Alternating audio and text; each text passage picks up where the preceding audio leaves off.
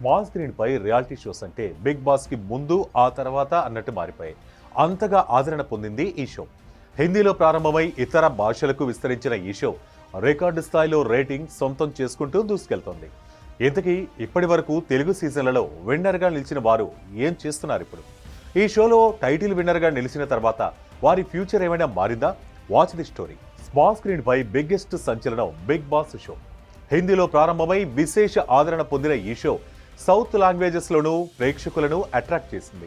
Serials పై interest లేని వారిని attract చేసేందుకు రియాలిటీ షోస్ ప్రారంభించారు నిర్వాహకులు. తెలుగులో ఇప్పటి వరకు సక్సెస్ఫుల్ గా 8 సీజన్లు పూర్తయ్యాయి. త్వరలోనే సీజన్ 9 ప్రారంభం కానుంది. ఈ షోలో విజేతగా నిలిచేందుకు కాంటెస్టెంట్స్ చాలా అగ్ని పరీక్షలు ఎదుర్కొంటారు. నిత్యం ముఖానికి రంగేసుకుని షూటింగ్స్ లో ఉండే సెలబ్రిటీలు ఈ హౌస్ లో ఉన్నంతసేపు వంట నుంచి వాష్రూమ్ క్లీనింగ్ వరకు అందరూ అన్ని పనులు చేయాల్సిందే. టాస్కులు, వివాదాలు, నామినేషన్లు, ఎలిమినేషన్లు చిన్న కథ కాదిది.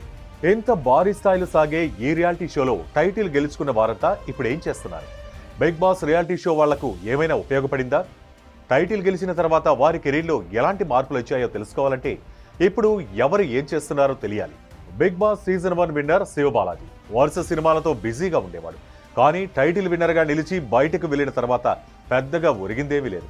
గతంలో కన్నా కెరీర్ జోరు మరింత తగ్గింది. రకరకాల విన్యాసాలు చేసి ఆర్మీని మెయింటైన్ చేసి బిగ్ బాస్ సీజన్ 2 విన్నర్గా నిలిచాడు కౌశల్. అంతకుముందు సినిమాల్లో, సీరియల్స్లో నటిస్తూ బిజీగా ఉండే కౌశల్ ఆ తర్వాత సీరియల్స్ చేయలేక, సినిమాల ఛాన్సులు లేక ఖాళీగా ఉన్నాడు. Bigg boss season 3 winner Rahul Sipligunj. గత విన్నర్స్ కన్నా రాహుల్కి బిగ్ బాస్ షో హెల్ప్ అయిందని చెప్పాలి. ఈ షో ద్వారా పాపులారిటీ పెంచుకున్న రాహుల్ సిప్లిగంజ్ ఆస్కార్ బరిలో నిలిచిన నాటు నాటు సాంగ్ పాడాడు. కెరీర్లోనూ బిజీగానే ఉన్నాడు. రీసెంట్గా నిశ్చితార్థం చేసుకున్నాడు. త్వరలోనే పెళ్లిపేట లెక్కనున్నాడు. బిగ్ బాస్ సీజన్ 4 విజేతగా నిలిచిన అభిజిత్ పరిస్థితి కూడా పెద్దగా మారలేదు. అంతకుముందు సినిమాలు, వెబ్ సిరీస్లు చేస్తూ బిజీగా ఉండేవాడు. బిగ్ బాస్ 4 విన్నర్గా బయటకు వచ్చిన తర్వాత ఇప్పటి వరకు కెరీర్లో పెద్దగా మార్పులు లేవు.